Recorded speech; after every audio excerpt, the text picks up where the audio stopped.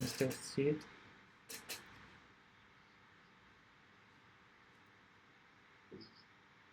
Yes, that's right.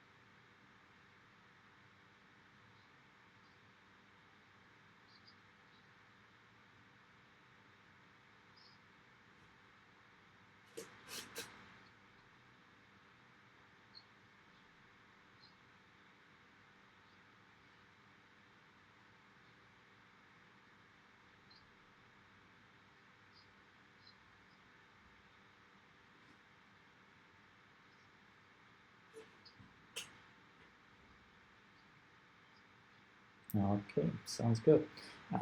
My name is Alex, and I've been a full stack developer for quite some while. And I worked for a number of companies, mostly in blockchain and financial industries. And I've been using DevOps and tools and practices, continuous integration and continuous delivery, and various clouds throughout my career. And so for more consulting and development services, you can ping me on LinkedIn or on Telegram. And for training, please feel free to book me on coding boot camps. So today's presentation is about Docker, Docker containers, and Docker technology. As the current IT landscape is changing really rapidly. Today, we're not deploying our applications to bare metal servers, and we don't write them only once and forget about them. Instead, the whole process is continuous. Apps are being developed, tested, and delivered, usually to some virtualized environment in the cloud. And the development team also cooperates tightly with testers and infrastructure teams, DevOps.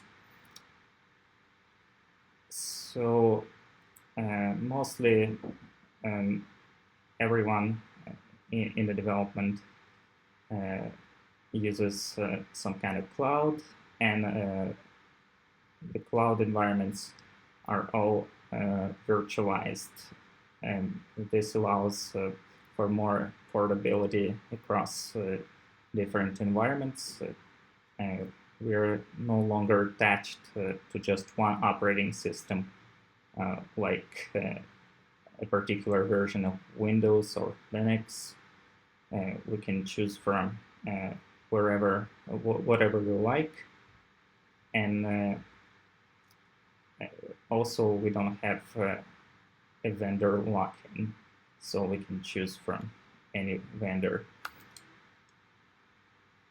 And to have all these benefits, it's a good idea to create applications as microservices in a loosely coupled manner, instead of having just one big monolithic application, as it was in the early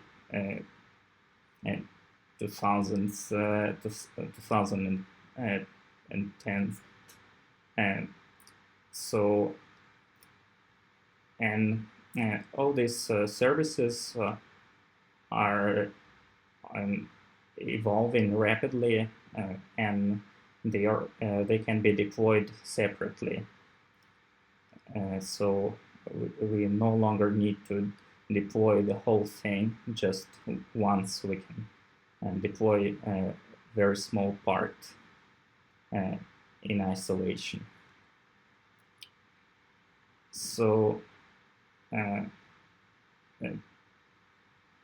we can also create minor changes, and we do not need to recompile and retest other pieces of code, and so the rest of the code stays the same. So and also even if one service breaks, or it has a bug, or maybe it shuts down for some reason, we can still use the rest of the services. And if it's not, if that one service is not critical, maybe our application will still function. To have all these benefits, as we already discussed in our previous webinar, there's a certain process called CI/CD, continuous integration and continuous delivery. And this process includes development, testing, and integration, all that happening at the same time in short iterations. So developers can just create a very small change in their code, and then testers can test it, and the operation team can publish it to production. So developers and operations team often communicate and to have some common language for this communication. It's there are various tools and specialized software, and usually they are some configuration-based tools that use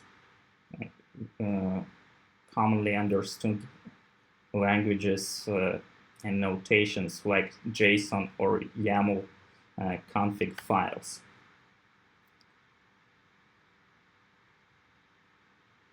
So,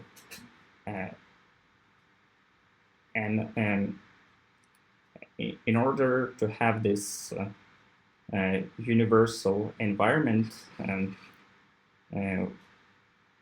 we need virtualization, because bare metal servers can differ from one another, and different operating systems also have their subtle differences.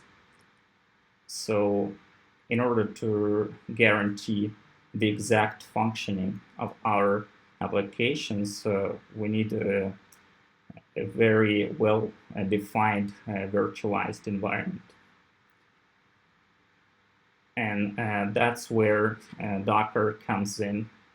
It's a virtualized environment that guarantees this exact functioning of our applications. So this is some history of Docker technologies. It first appeared in 2013, and it has very rapid growth.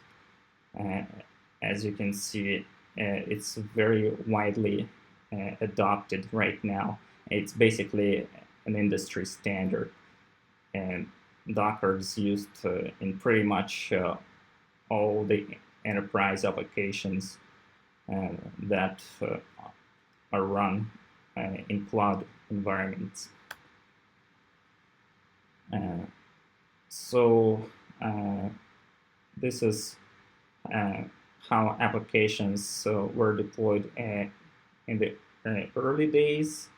It was very simple. There was some physical server, basically just a bare metal computer, like based on usually Intel architecture or AMD, and there was an operating system on top of it, usually Linux or Windows. And as you probably know, there are a lot of editions of Windows and Linux, and they're not completely compatible with each other. So in the early days, our application had to run on top of this operating system directly. And many different applications had to coexist in the same operating system environment. So, and also here are some more limitations. Deployment was slow, and these physical servers were expensive, and a lot of resources were not used actually by our applications, and they were just wasted. And this configuration was difficult to scale, migrate, and sometimes we also were not able to port our application to some other operating system. So the next iteration in virtualization history was hypervisor. Hypervisor, such as Oracle VirtualBox or Microsoft Hyper-V, that's included in Windows, and is a special program that emulated a hosted operating system on top of the host operating system. So inside a VM, there was another operating system, and our application in this configuration ran not directly on the host operating system. Instead, it was run in the guest operating system. So this configuration had some benefits. So in this setting, we could deploy many applications on the same physical machine, so our resources were not wasted so much as in the original configuration. And it was also easier to scale because we could just copy and make a snapshot of the operating system state and just copy this snapshot to another machine, and we could duplicate the same application easily. And virtual machines are widely adopted in the cloud, so it's still possible to run like a basic virtual machine in the cloud, and it still has its use cases, especially if you need more control over operating system itself. But also there are some limitations of the virtual machines. You can see here actually, there are still lots of resources that are wasted, and we have to run a separate operating system for each application if we need to isolate our applications, our services from one another. And also, these virtual machines are still like basically operating systems, and they can be different. So portability is still not guaranteed. These virtual environments can differ from one another. So here come containers, which solve the majority of these problems. Because containers are not actually a standalone operating systems. They run on top of the existing operating system, can run on a host operating system. They just create their own virtualized, isolated environment. So they reuse the same operating system kernel. They don't have that much overhead compared to virtual machines. So they're much more lightweight in that sense. So you can use containers both on the development stage and in the production environment. Now, when you develop your application, you usually do not use a special virtual machine. You just use your original host operating system. And it's possible to run a Docker engine on top of your host operating system. And this Docker engine creates isolated environments called containers. And you can put your application code inside containers. So each service, each one application goes to a dedicated container, which is a very lightweight construct. So when you deploy your application to the cloud, for example, you can still run this same container that is reconstructed exactly as you were using it on the development stage, because in your configuration file for in your Docker file, you describe the exact parameters, the exact settings of the environment for your application.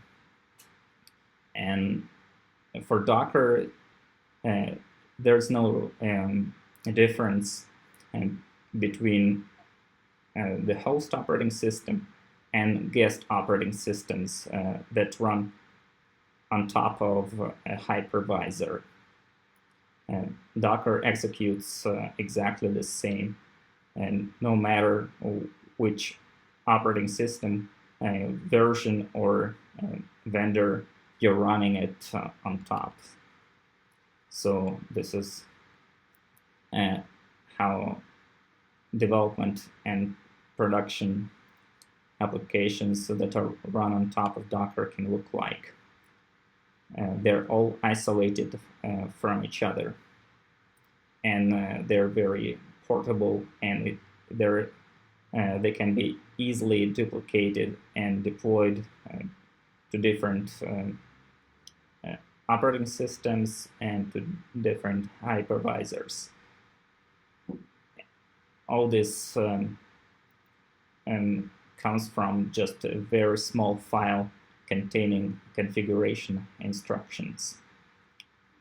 This file that's called Docker file contains all the information that's needed to recreate the environment that your application uses. So these are the key benefits of Docker containers. Containers are very fast because they don't require a new operating system to boot, so they're just applications, and they are online in seconds. They're very portable. They don't depend on any particular operating system version because they're very deterministic. You describe the exact environment in your configuration file, and you don't depend on the existing operating system configurations.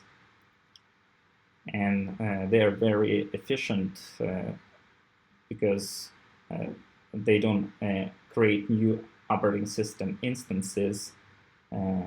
They don't consume the same resources that the regular virtual machine uses. So that's basically it. And should you have any questions, I'll be glad to answer them.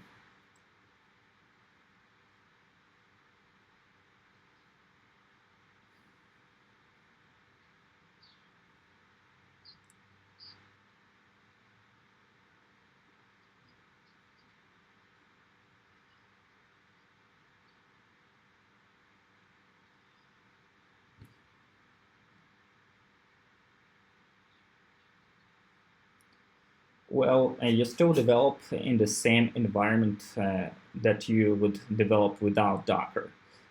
Docker is just a very isolated operating system, basically.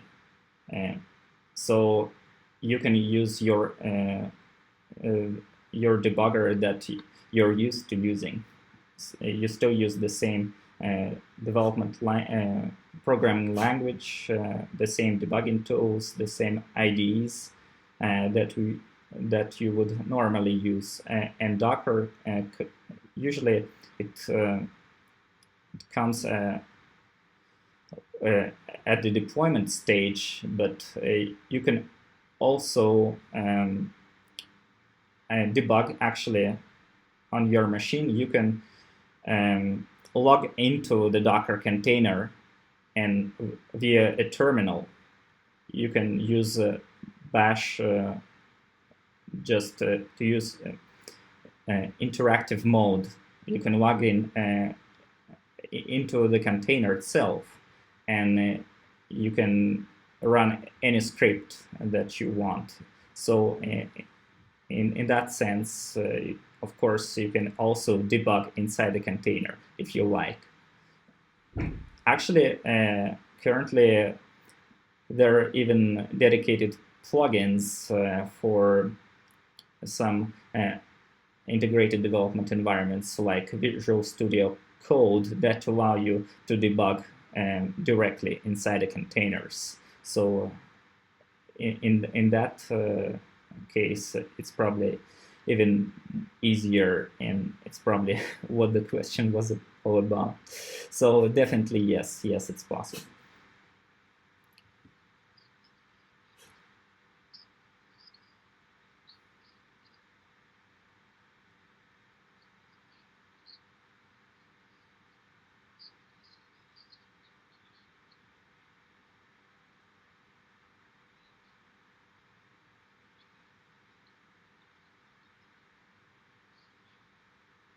Uh, 12 factors. I'm not sure what it is, but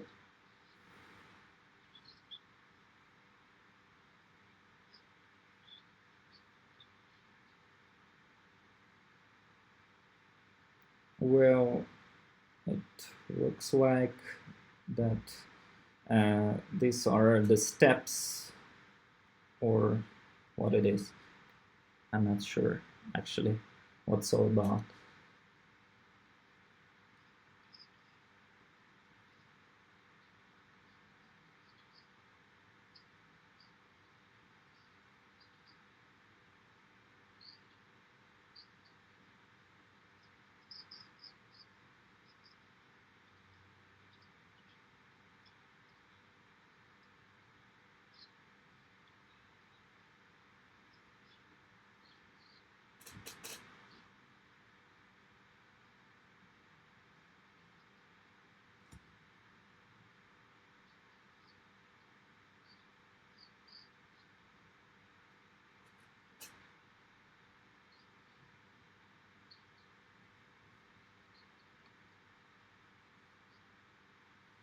Okay.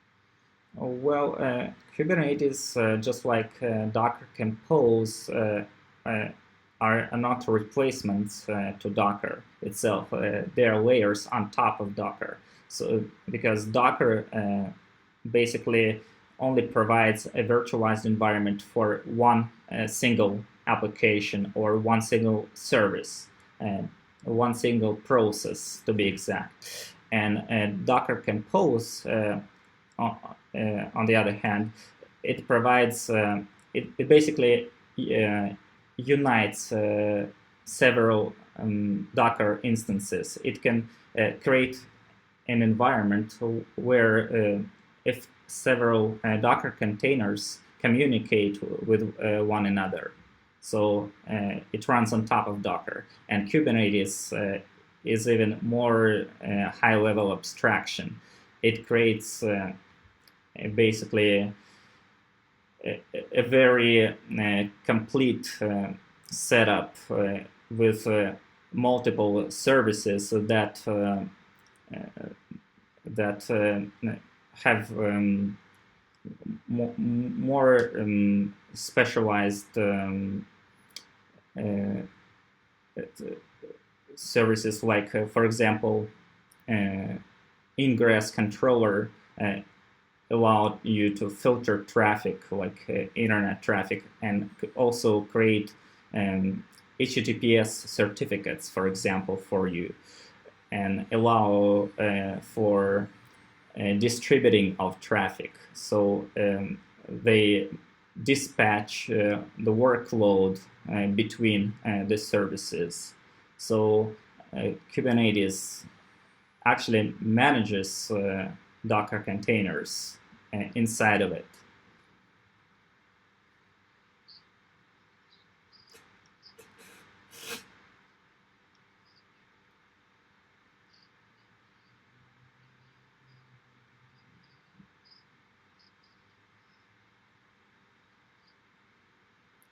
Well, nothing is inherently secure, of course, and containers do not guarantee any security themselves. Of course, you need to pay attention to the security concerns at the application level, first of all, and also at the integration levels higher on top of containers.